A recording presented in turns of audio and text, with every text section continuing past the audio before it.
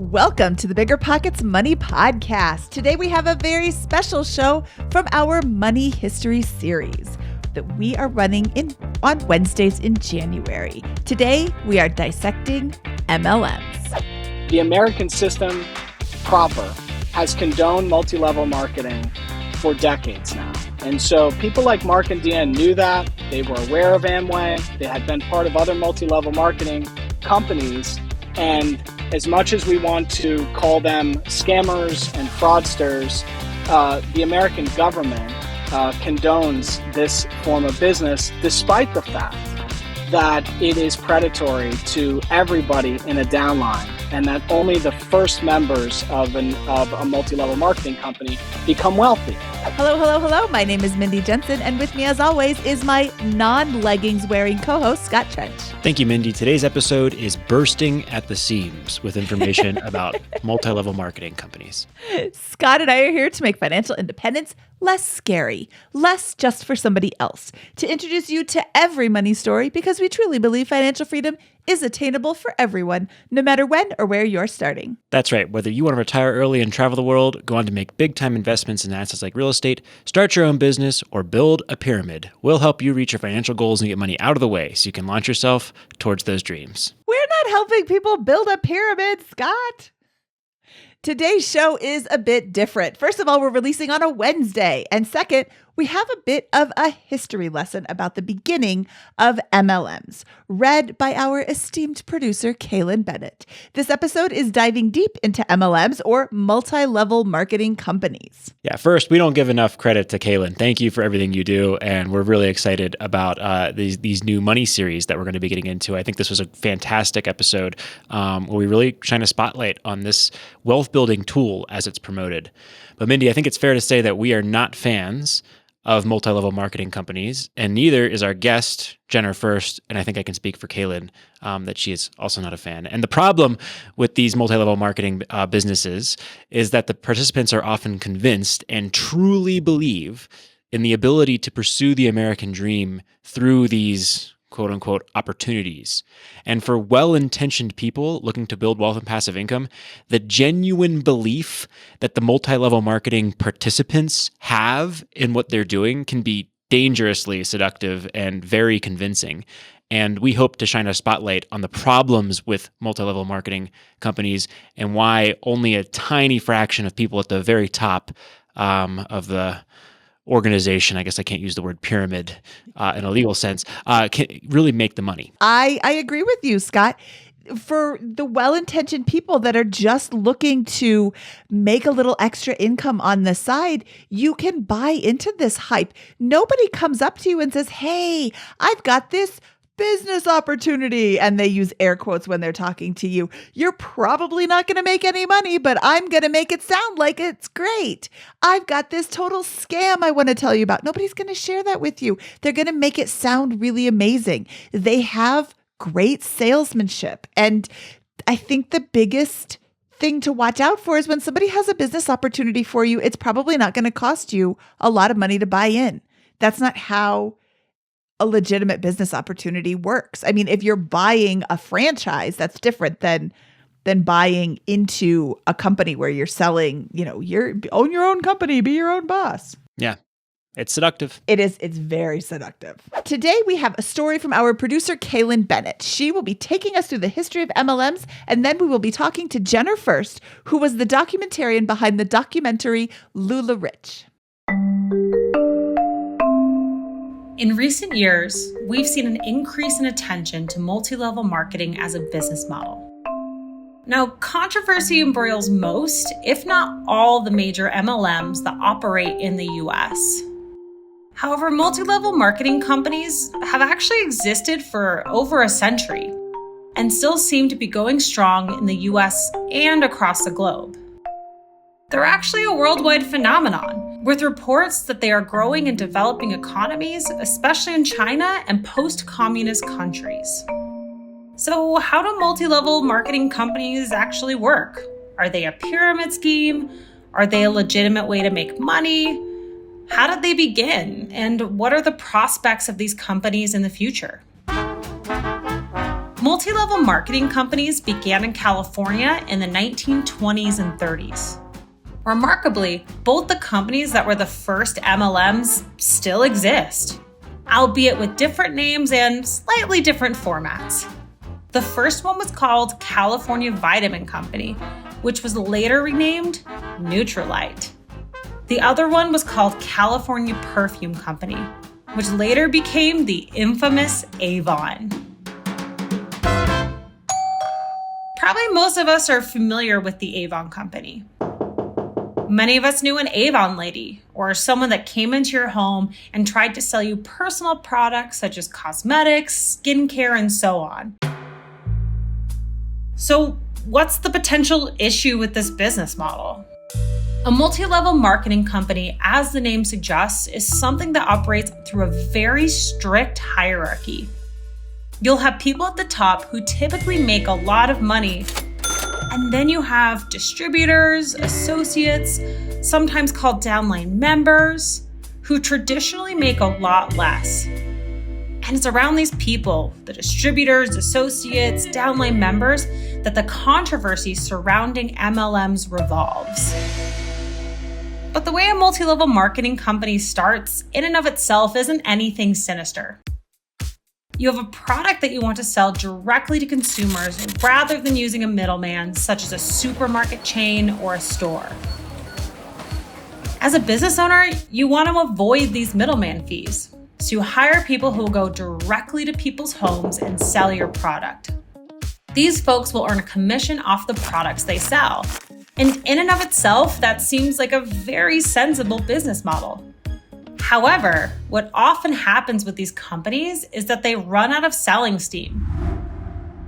This especially has happened in recent years with the rise of online shopping conglomerates such as Amazon and Walmart. Eventually, you can't compete with these retail outlets that offer very similar products at a wider choice and a lower price point. So what ends up happening is you can no longer make money from selling your product. What some multi-level marketing companies have been known to do to start generating more profit is hire more and more people. The people at the top of the multi-level marketing companies end up earning commission off of hiring more distributors. So now you have all these managers who are responsible for hiring more and more people and convincing them that they can turn a profit from their commissions from selling direct. This practice has been outlawed as a part of a way to eradicate illegal pyramid schemes, but many MLMs still function legally. In 1975, the FTC accused Amway of operating as an illegal pyramid scheme. After 4 years of litigation, in 1975, Amway won their case.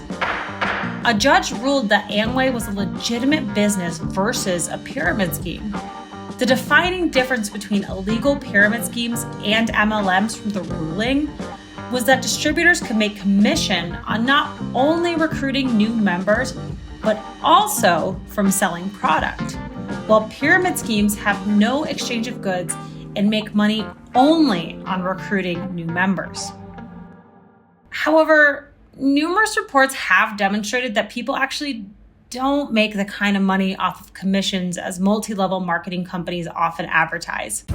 In fact, a recent study by USA Today found that on average, a bottom-of-the-ladder distributor at a major MLM will only earn $100 per month. And people have been known to go into massive debt just in order to stay a part of one of these companies. People are encouraged to buy a lot of products up front, or they have to meet a certain monthly purchase to stay as an active member. There's also this pressure to join not required but highly encouraged activities like training sessions or conferences. And these expenses are at a direct cost to the distributors themselves. It's estimated that a shocking 99% of distributors lose money rather than earn money. And by comparison, only 97% of Las Vegas gamblers lose money. In addition, any MLM company that has been going for a long time is likely to generate you a high income due to a saturated distributor market. What tends to happen in MLMs is people make a decent profit early on when the company is new and there's this great buzz around it. So you're gonna see a few old timers with large salaries being advertised by these companies as a shiny example of what you could achieve. However, you're highly unlikely to achieve that amount of success as a new distributor. So are MLMs fraudulent? Technically, no. But are they likely to help you generate income? That's highly unlikely, unless you joined an MLM from the very start.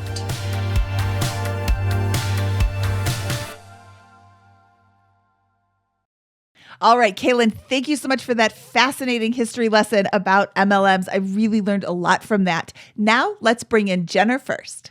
Jenner Furst is the documentarian behind LuLaRich, the documentary/expose about LuLaRoe specifically and the multi-level marketing industry in general. He's worked on projects like The Pharmacist and Fire Fraud, and he's here today to talk about multi-level marketing companies. Jenner, welcome to the BiggerPockets Money Podcast. I am so excited to talk to you today. Thank you so much for having me. It's great to be here. I loved your documentary. I just got done with it. And can you tell us about your documentary, LuLaRich, and the premise behind it? Sure. We're introduced to this story by our partners at Storyforce, another production company. And the second that we saw my company, the Cinemart, has done stuff in the TrueCon space. We did a film called Fire Fraud, which raised a lot of attention for, sort of influencers and the way in which the illusion of an event or an idea could be portrayed over the internet, and the way in which people could be duped and fall for, a fantasy that wasn't real. And of course, driven by a very charismatic founder and leader, and in that case, Billy McFarland, who went on to be indicted. So we had a lot of experience in this space. And for us, LuLaRich, represented the same type of story, but an advancement and an exploration deeper into an idea. And so in Fire Fraud, it was distinctly millennial. A lot of the people that were going to that event wanted the illusion of being on a yacht with Kendall Jenner and seeing, all of these incredible music acts in this exclusive setting, and were willing to hawk their life essentially to get the money to go.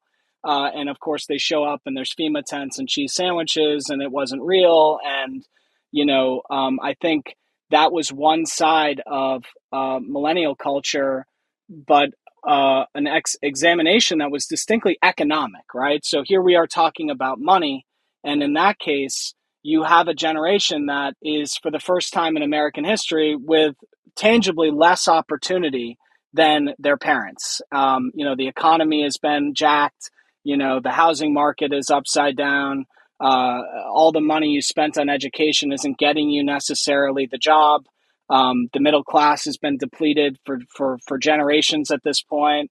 And so, millennials who were seduced, many of them were still living at home and, not able to buy homes, not even interested in buying real estate, and all of these things that I think were a bigger economic examination, in which we always try to center on characters, on human beings, right? And so we looked at LuLaRich and we looked at the story of LuLaRoe, and we see these incredibly charismatic founders, Mark and Deanne Stidham. And, they not only, were they, incredible to be in the presence of, and that they really rallied support amongst their, teams.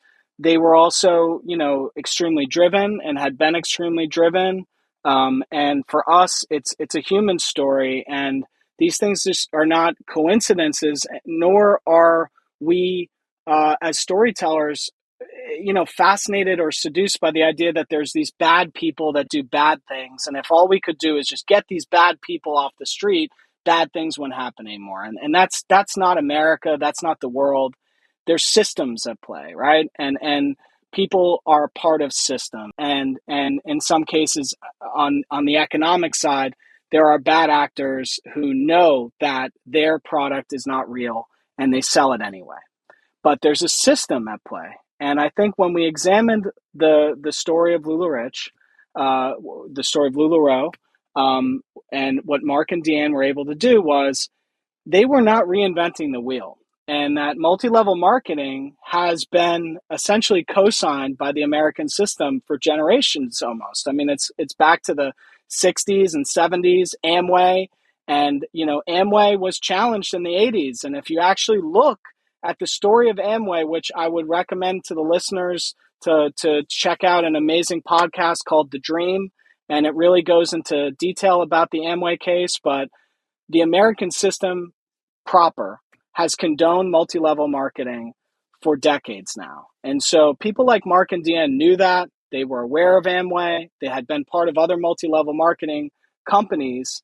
And as much as we want to call them scammers and fraudsters, the American government condones this form of business despite the fact that it is predatory to everybody in a downline, and that only the first members of a multi-level marketing company become wealthy. But the reality is that the promise that Mark and Deanne made to those first retailers came true, and many of them did become millionaires, but every single tier beneath them suffered. And by the time you get to the average experience of a multi-level marketing, or the average retailer's income in 2020 for LuLaRich was $1,400. That's the average income for a retailer at LuLaRich by the time you get to 2020. And that's the way multi-level marketing works. And despite that, America seems to think that it's appropriate that it be legal. And that's the bigger story that we want to tell. Can you define the difference between a multi-level marketing company and an illegal pyramid scheme in the eyes of the law, and what the differences are? So this is really what's fascinating, is because in the Amway case, they were able to put forward these rules. For Amway, Amway presented almost a mea culpa as far as regulations of themselves that somehow have now become precedent. So as long as a multi-level marketing company honors these quote unquote Amway rules that have become precedent for this form of a company, they are no longer a pyramid scheme and they are a multi-level marketing company. But when you look at that, what it does is it says, okay, you've had some bad behavior, here's a speeding ticket. And and as long as you honor these Amway rules moving forward, you're legit. And in the case of LuLaRoe, they had brought on essentially a multi-level marketing fixer who was able to look at all of the improprieties of their system and how they were essentially a functional pyramid scheme and say, here's what we're going to do. We're going to change this policy. We're going to change that policy. We need to just let the retailers know about this, that, and this. We need to limit the amount of retail. We can't say this. We can't say that. And then all of a sudden you're legit. And you get a speeding ticket. And even if you looked at, the verdict in the Attorney General's case in Washington against LuLaRoe, that even, if every state in the country, which we hope they would have, right? We hope that people would have watched LuLaRich. It came out over a year ago, and that other attorneys generals around the country would have said, look at what Washington did. They were able to actually hold this company accountable for defrauding the residents of Washington. Why didn't California do the same? Why didn't Utah do the same? Why didn't New York, or so on, so on, so on? And you could add up all of those verdicts and you still wouldn't even dent the large amount of profit that Mark and Deanne's family has made from this, business venture. And so in our system of commerce, as long as you have good attorneys and as long as you're ready to pay fines and as long as you have creative legal strategy, you can break the law. You can assert some kind of faux regulatory structure on top of your multi-level marketing company, become legit as far as the courts see it, and pay a speeding ticket.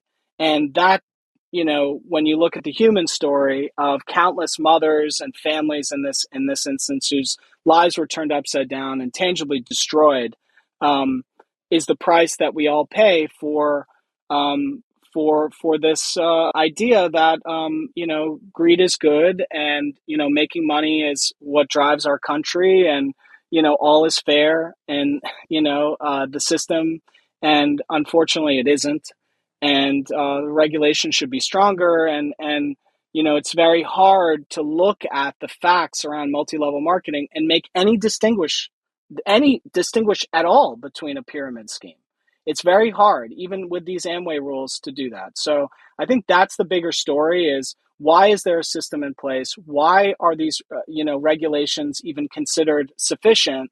And why are we not looking at the overwhelming evidence that, unfortunately, despite creating a lot of wealth and despite the myth of trickle-down economics, in that if we create big amounts of wealth for people at the top, it'll somehow funnel down to these families that are desperate for an opportunity and desperate to just be part of the middle class. Despite that not working in the case of multi-level marketing, and despite it being an obvious pyramid scheme, the American system proper condones this. And that's the bigger story. It's not so much about how Mark and Deanne are bad people or how the other retailers on the upline were bad people. We don't believe in stories like that. We believe that if there's a system, we're all complicit.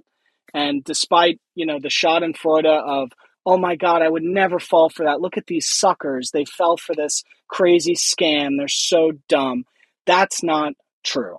We all fall for things. We all do things. We're all complicit in the illusion, that we're getting over, when in actuality, we're falling hook, line, and sinker for things every day. And our type of storytelling is to empathize and open our hearts for everyone on all sides. Okay, so I would have totally fallen for this, and I was watching the video and I was still like, hey, those pants look kind of cute and I want one of those skirts too. The Amway rules, are those at the end of the video? Because there was the female attorney was saying they have to have a buyback rule and the 70% rule, a buyback policy, the 70% rule, and more than 10 customers. Are those the Amway rules that you're talking about? Those are essentially the short form of the Amway rules. And I think that, that is what any quote unquote multi-level marketing company needs to offer consumers of the product, which in this case, a multi-level marketing company functions as a wholesaler, and the people who are buying in are the retailers. And so as long as these basic sort of options are in place for the quote unquote retailers, that this is not a pyramid scheme, this is a multi-level marketing company, which somehow, is legal. Or as others love to rebrand, it's network selling, or it's a new term that sounds sexier than multi-level marketing because of the bad press. But in the end, if it walks like a duck, it sounds like a duck, it's a duck. Jenner, would you mind telling us what is the culture inside of one of these multi-level marketing companies, and why and how does it attract people to them? So that's another, really centerpiece in that,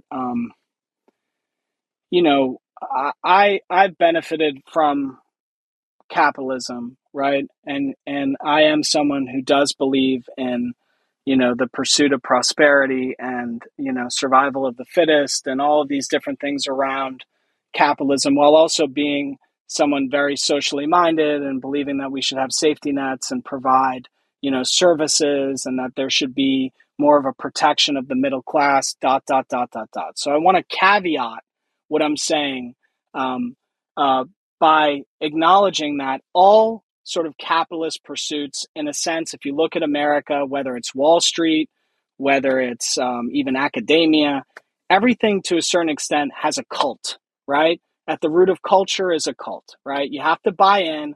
You have to kind of, dress the way that the people dress. You have to talk the way the people talk. And you have to a certain extent, no matter how altruistic your pursuit is, you have to drink the Kool-Aid, right?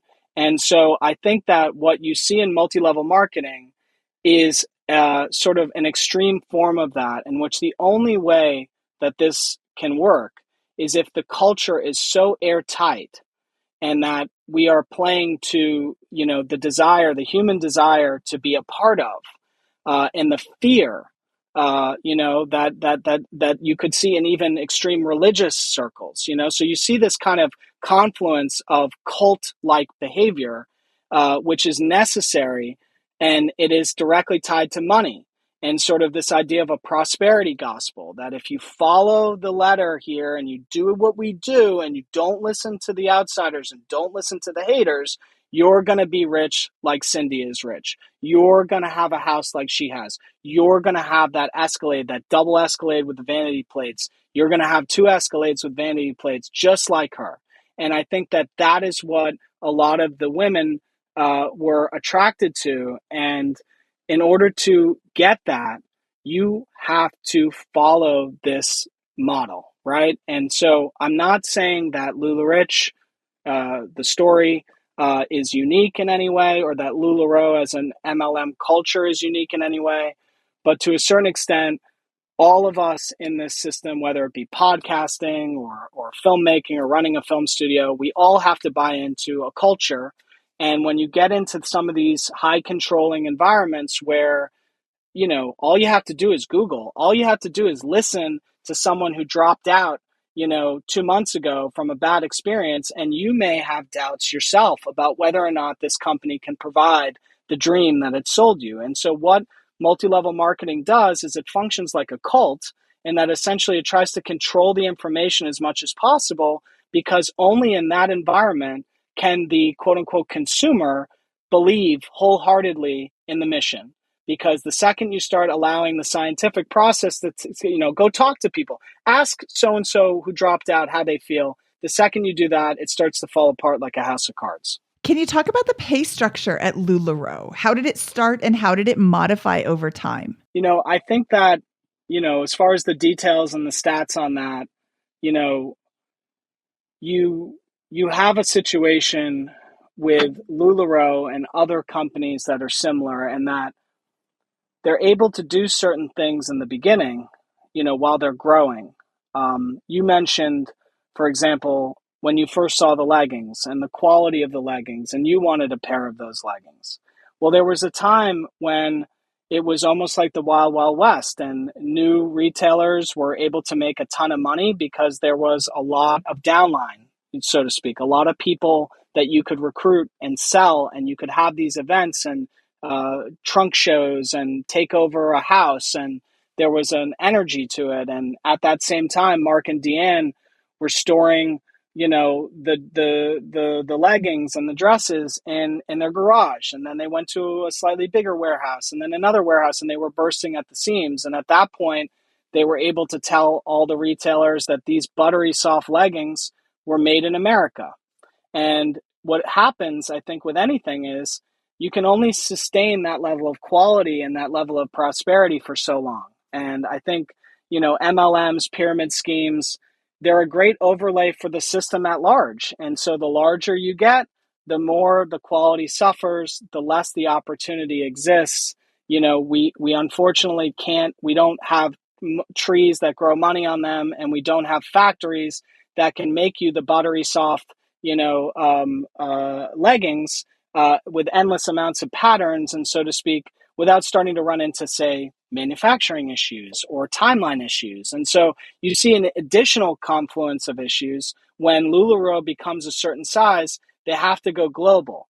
And now all of a sudden they're part of this whole other story, which you could see in companies like H&M or Forever 21 or Urban Outfitters, and that in order to sustain, you know, that sort of demand, they have to engage in what's called fast fashion. And now they have to use factories overseas. And now all of a sudden the quality has changed. And now all of a sudden some of the retailers are saying that their merchandise is like wet toilet paper and it's falling apart in their hands. And, you know, they're getting stuff with mold on it because they left the merchandise out in the parking lot for 2 months. So I think that all of it, you know, reflects in the pay structure, and that you made great money in the beginning if you joined. And if you joined in the middle, you just broke even. And if you joined at the end, well, you were shit out of luck. Yeah, I think in the documentary, I think it appeared that one of the consultants bought $63,000 of product and flipped it for $78,000. That's a cool 15 grand in a single month. But that the bonus checks were like $51,000 in pure profit to her. Can you walk us through the incentive structure for the participants in the scheme and how that led to really kind of perverse incentives? So this is exactly at the heart of what is a multi-level marketing company, quote unquote, and what is a pyramid scheme. And at its core, a pyramid scheme is a lot more about recruiting new members than it is about selling merchandise, because you're trying to grow and grow and grow, and that you're being incentivized for your recruitment, not incentivized for selling merchandise. And so what I think some of the regulations aim to do is to offset that. And to answer your question, and it ties back to the original question you asked, in the beginning, people were making hundreds of thousands of dollars from bonuses and only making, as you said, three-figure or even three-figure or four-figure margins on their merchandise being sold. And so, right, if you look at that, just as a simple fact, the reward was for recruiting people. The reward was for simply bringing people in. And that's where the millions were being made. And we have an amazing moment that takes place in the third episode, in which we examine this giant, like almost Publishers Clearinghouse cardboard check given to one of the early members, right? And in the crowd, you have a bunch of aspiring retailers, some of them who have just bought their first package ever, right? And part of the culture or the cult of this was, you need to come to the events, you need to come to the cruises, you need to hang out with the winners. And here at that event with all these aspiring retailers, they watch an early retailer receive a check for $1 million. And so if you are in the crowd, you are thinking, I too could make $1 million if I work hard, because this is America. And so all I have to do is work hard and follow the rules like these women did, and I'm going to make that big cardboard check one day too. But what they didn't tell anyone in the crowd was that a majority of that check was from bonuses, not from selling any of the product that these women had bought in the crowd, and not, from being a grinder and having great trunk shows and making margins on your leggings. It was from recruiting people. And if you look at the late stage of that, there's no people left to recruit to get a bonus that big. And there's no downline left on the planet. And one of the great things that we're able to do in the film is show you the way in which you run out of people on planet Earth to sustain a multi-level marketing company and the bonus structure that exists for those at the top. So no matter how you play it, mathematically, there are not enough people on planet Earth for your downline to ever look like the downline of someone who was there in the beginning. And that's the illusion, and that's where the fraud is. Just for folks who have not yet seen the documentary, can you go through the specifics of how someone might collect a bonus check and how that pay structure worked at LuLaRoe, so that we can understand a little bit, like the beginnings of that analysis of how you run out of people and how someone can get $1 million check? So the way that multi-level marketing works is, similar to, a classic pyramid scheme, in which the second that you enter, anyone who enters as a result of you, including people who enter as a result of someone who entered as a result of you, you are rewarded for. And so if you are there in the beginning, or you're on the second tier or even the third tier, which is, the most exciting time to be part of a multi-level marketing company, it means that the 10 people that you recruit, that not only do you get rewarded for recruiting the 10 of them, each one of them is going to go out and recruit 10, and almost like the mafia or something, it's getting kicked up to you.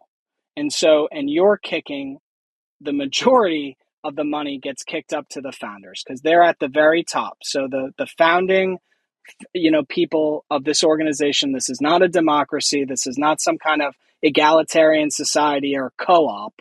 The money goes upward, and the deception rolls downward. And so essentially, if you were on the second tier or the third tier, Mark and Deanne's promise to you came true.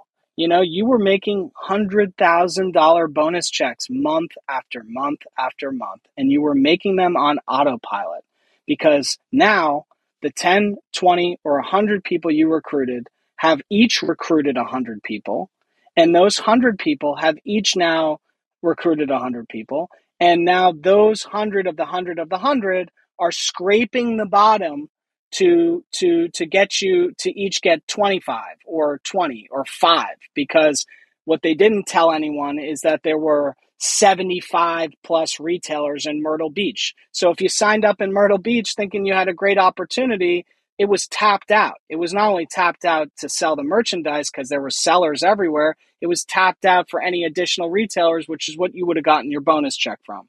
So no matter how you look at it, it doesn't work for everybody, but boy, oh boy, were those bonuses great for the people who joined in the beginning. But specifically, the reason that's happening is because the people you recruit are paying an entry fee to get into the organization of, I think it was $5,000. There was a culture. And so basically, you have a base level entry fee. And this is one of the things that if you look at the way that LuLaRoe has changed since the scandal around the company, they made that entry fee a lot lower, because it became very clear that to basically convince people to go into debt, to mortgage their home, to borrow money from their family, to beg, borrow, and steal whatever they could because they needed a $5,000 buy-in, because only with $5,000 could they really offer their customers the type of variety. And, this sense of gaslighting, which is another thing that's common in cults, which is this idea that, I'm telling you that it's raining out when it's sunny. This idea that, I'm giving you this information and portraying it one way when you in your own eyes could see something else. And one of the aspects of that was you were asked to pay a lot of money to become part of the organization to buy this merchandise. And then you were told that it was a benefit that you could not choose the merchandise, and that a mystery box, equating to your $5,000 buy-in, would show up. And in the box was a sense of excitement and promise, and the unboxing of your entry, purchase was a ceremonial event. Well, what was that really? That was a way of saying, we don't know how to even handle this fire hose of orders, and we're just going to have to slap some things into this box without knowing what they are. And people are going to have to look at this like a blessing when it's actually a problem. And so women were ordering $5,000 starter kits and getting a bunch of lame ducks. They were getting hamburger print, leggings with the hamburger in the crotch. They were getting, designs of the Leaning Tower of Pisa that look like, phallic. All of these lame duck or donkeys, as Roberta Blevins called them. They weren't unicorns, right? So, they appropriated these terms. Like a unicorn is a term for a startup, which for all intents and purposes, LuLaRoe was a unicorn. They were a startup that was heading towards a $1 billion valuation in a matter of years.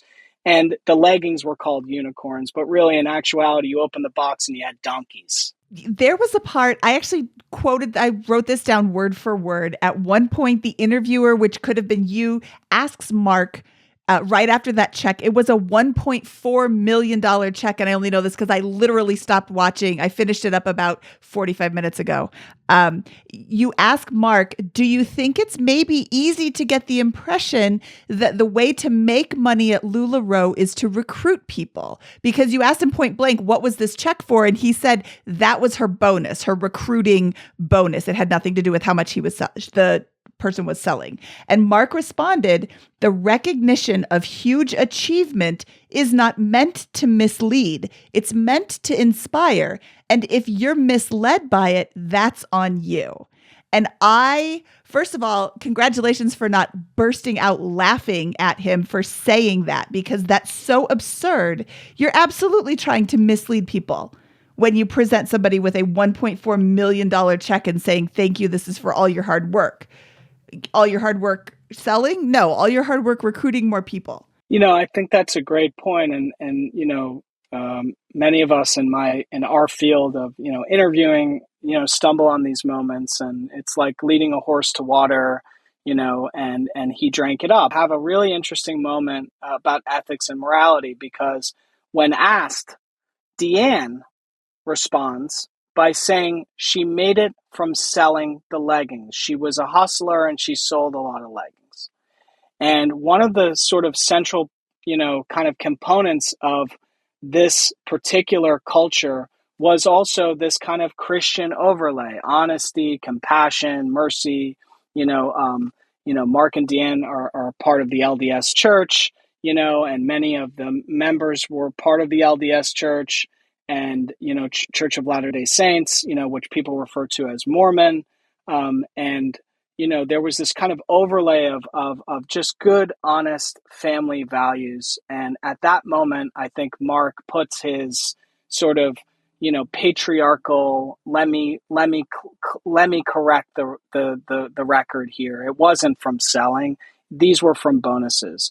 But let me put a tuxedo on this dog, and tell you that these were for bonuses. But if you think that's a problem, you're the problem. And I think that's essentially what prosperity gospel does is, it tells you that if something's going wrong, it's because of you.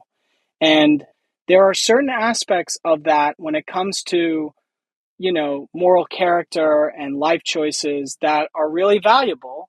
But when you apply them to late stage capitalism and to the idea that there's an entire class of people, which arguably is 99% of the population who is susceptible to this, and that if you sell them a bill of goods that is defective and then tell them that it's defective because of them, you are actually doing something far different than encouraging them to find their best self. You're defrauding them. And in this instance, by presenting a check for over $1 million that the 99% of people in that crowd think is related to that $5,000 starter kit or that grinder ethic or whatever, when it's really related to straight up recruitment, and there's not enough people on planet Earth for them ever to make that check. Not one of them in the crowd could make that check, let alone 5 of them, let alone 10 of them, let alone all of them. Then you are doing something far different than encouraging the best moral character in them. You're defrauding them. Moving on to how this company kept growing, let's talk about social media, because this company came on about the same time that this meteoric rise in social media really started to take off. Can you talk about how social media played a part in the growth of multi-level marketing companies in general and LuLaRoe specifically? Yeah, and in perpetuating the culture that you just articulated about, you just described for the last few minutes here. How did LuLaRoe use social media to harness that? You can't have the rise of LuLaRoe as a company. You can't have the incredible belly flop of Fire Festival, and arguably you can't have the political climate that we currently have without social media. And what social media does is it allows us to choose a reality, and it allows people that benefit from curating a reality to thrive. And you used to have to go door to door. If you were an Amway salesperson, you used to have to go door to door. And, people would have to look in the white of your eyes and decide whether they wanted to buy something. And now with social media, they can look at your car, they can look at your family, and they can look at, the idea of you and the way that you present yourself and make a decision that way. And that's what everybody in our culture is currently doing. We're spending more time with our neck craned, looking at our phone than we are looking at flowers or sky or real life people in front of us. And so I think that you can't have multi-level marketing in a modern way, the way it is today, without social media. And social media is an incredible engine for growth in which you can explode off the scene, and you no longer need to go door to door the same way you no longer need to go door to door as a politician. And you no longer need to go door to door as, the retailer of a new product. You can just have a great social media presence, and you can get out to millions and millions of people. And if there's no ethics, and there's no follow through, and there's no code of conduct in place, and it remains the wild, wild west, you're going to have snake oil salesmen on steroids who are able to use the illusion of something to present a reality that isn't real. And I think that many of the women bought into a dream that was existing purely on social media. And, to advance that point, Facebook Live had just become very popular. And it was through Facebook Live that selling events were happening, and a culture of selling events, and the kind of fervor and passion that they were part of something live, and sellers were developing these kind of identities on social media through Facebook Live. And that's really where you saw the sales skyrocket. And so you can't have growth at this level without social media. And although social media, we all want to believe that the proliferation of information is a good thing. And to a certain extent, it is. This harkens back to the idea that do we and are we living in a post-truth society where the facts and truth can no longer exist because it's a choose your own adventure through a morass of things that aren't real. And so if the base human instinct is to put your head in the sand, when you go on social media, you get to do that.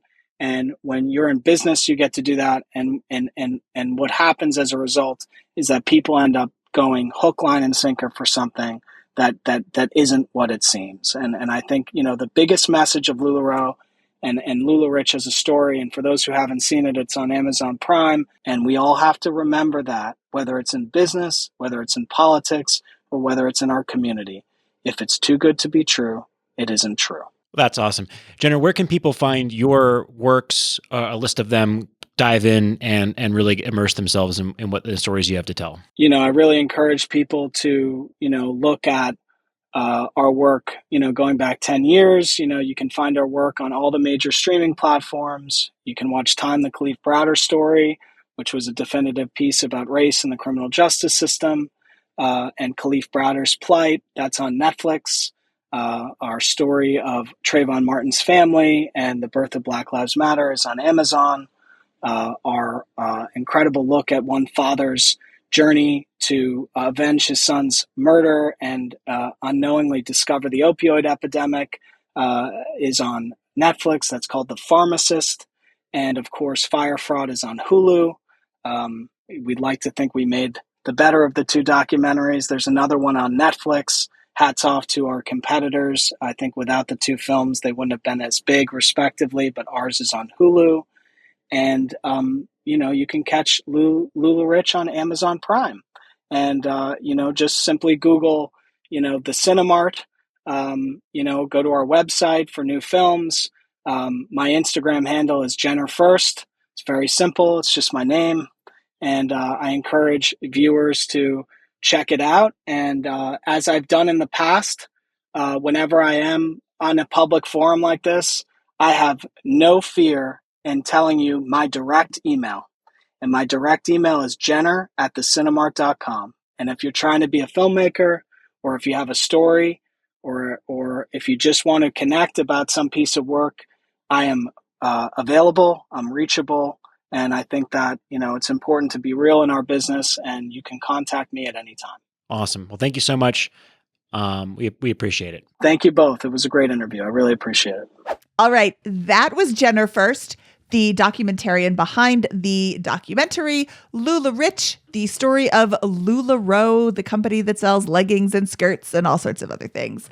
Scott, did you learn anything? I learned a lot. And really, I didn't put together when I watched the documentary that he was also the guy behind the Fire Festival documentary. So, or at least one of them, the better of the two. We'll give him, in my Fire Fraud. Yeah, I haven't watched the other one yet. So, I'm really I think I need to dive into a lot more of his work and look forward to learning from other stories he has to tell. One thing that he mentioned to us is that he will not cover one of these stories unless the founder or leader of the organization that he's documenting, I guess that's the word in the documentary space, is willing to chat with him and really share their side of the story and open up so that he can get to know all aspects of that. And it's really not, in his opinion, as he mentioned several times, about the people in the organization. While there can be bad actors, that's not really the story. The story is about the systems and the damage that they can do. And that's the problem with multi-level marketing, pyramid schemes. It's that system that can really hurt people at scale. I like what he said at the end.